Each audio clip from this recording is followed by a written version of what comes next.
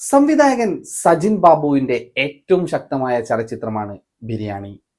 ഈ സിനിമയെ കേവലം ഒരു കലാസൃഷ്ടിയായി കാണുന്നതിനേക്കാൾ കേരളീയ മുസ്ലിം സമൂഹത്തിലെ ചില പ്രശ്നങ്ങളെയും അതിനിടയിൽ ഖദീജ എന്ന സ്ത്രീയുടെ നിലനിൽപ്പും വ്യക്തിപരമായ പോരാട്ടവും തീവ്രമായ സാമൂഹിക വിമർശനവുമാണ് വിളിച്ചു പറയുന്നത്.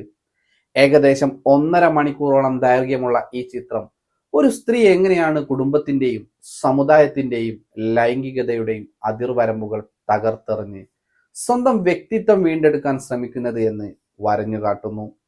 ചിത്രത്തിലെ കേന്ദ്ര കഥാപാത്രമായ ഖദീജയെ സമൂഹത്തിലെ ഒരു പ്രതിബിംബമായിട്ടാണ് കാണുന്നത്. ഖദീജ എന്ന കഥാപാത്രം അവതരിപ്പിച്ചത് കനി കുസൃതിയാണ്.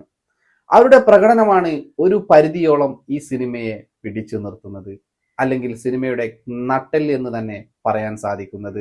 ഓരോ കലകളും ഓരോ വിമർശനമായതിനാൽ ബിരിയാണി എല്ലാ തര പ്രേക്ഷകർക്കും ആസ്വദിക്കാൻ കഴിയുന്ന ഒരു ചലച്ചിത്രമല്ല. എന്നാൽ ഇന്ത്യൻ സിനിമയിൽ, പ്രത്യേകിച്ച് മലയാള സിനിമയിൽ സാമൂഹിക രാഷ്ട്രീയ വിഷയങ്ങളെ ധീരമായി സമീപിക്കാൻ ശ്രമിക്കുന്ന ചിത്രങ്ങളിൽ ഇതിനൊരു പ്രത്യേക സ്ഥാനമുണ്ട്. കനി കുസൃതിക്ക് മികച്ച നടിക്കുള്ള സംസ്ഥാന അവാർഡ് ലഭിച്ചത് ഈ കഥാപാത്രത്തിന്റെ വ്യാപ്തിയെയും പ്രകടനത്തിന്റെ മികവിനെയും എടുത്തു കാണിക്കുന്നു. ഖദീജ വിവാഹിതയും ഒരു കുട്ടിയുടെ ഉമ്മയുമാണ്. എന്നാൽ ഇന്ന് ഭർത്താവുമായി അകന്നു കഴിയുന്നു.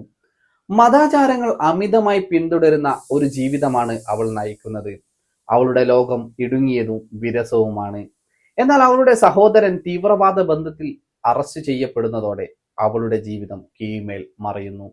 സമുദായം അവളെയും കുടുംബത്തെയും ഒറ്റപ്പെടുത്തുന്നു. ഈ ഒറ്റപ്പെടലും ഭ്രഷ്ടും ഖദീജയുടെ ഉള്ളിലെ സംഘർഷങ്ങളെ ചോദ്യം ചെയ്യാൻ പ്രേരിപ്പിക്കുന്നു. സമൂഹത്തിന്റെ കെട്ടുപാടുകളിൽ നിന്ന് മോചനം നേടിയ, സ്വന്തം ശരീരത്തെയും ലൈംഗികതയും തിരിച്ചറിയാൻ ശ്രമിക്കുന്ന ഒരു യാത്രയായി അവളുടെ തുടർന്നുള്ള ജീവിതം മാറുന്നു.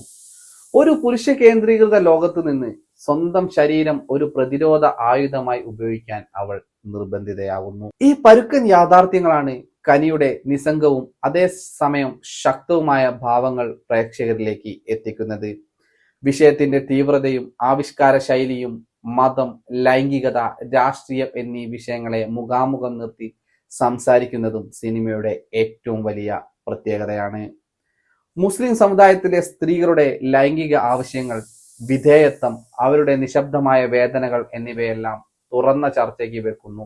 പുരുഷാധിപത്യ സമൂഹത്തിൽ സ്ത്രീകളുടെ ശരീരം ഒരു വസ്തുവായി മാത്രം എങ്ങനെ കണക്കാക്കപ്പെടുന്നു എന്നതിനെ ചിത്രം ശക്തമായി വിമർശിക്കുന്നു.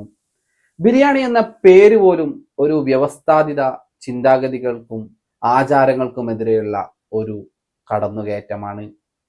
സിനിമയുടെ ആവിഷ്കാര ശൈലി വളരെ റിയലിസ്റ്റിക് ആയിട്ടാണ് കൊണ്ടുപോകുന്നത്. ലോങ് ഷോട്ടുകളും കഥാപാത്രങ്ങളുടെ മാനസികാവസ്ഥ പ്രതിഫലിപ്പിക്കുന്ന ക്ലോസപ്പുകളും ധാരാളമായി ചിത്രത്തിൽ ഉപയോഗിച്ചിരിക്കുന്നു. സിനിമയുടെ താളം ഒരു പതിഞ്ഞ രീതിയിലാണ്. എന്നാൽ ഓരോ ഫ്രെയിമും അതിനുള്ളിലെ ഓരോ വലിയ സംഘർഷങ്ങളെയും ഒളിപ്പിച്ചു വെച്ചിരിക്കുന്നു. സിനിമയിലെ പല ഭാഗങ്ങളും പ്രേക്ഷകരെ അസ്വസ്ഥരാക്കിയേക്കാം. കാരണം ഇതൊരു സൗന്ദര്യവൽക്കരിക്കപ്പെട്ട സിനിമയല്ല, മറിച്ച് യാഥാർത്ഥ്യത്തിന്റെ പരുക്കൻ ചിത്രീകരണമാണ്.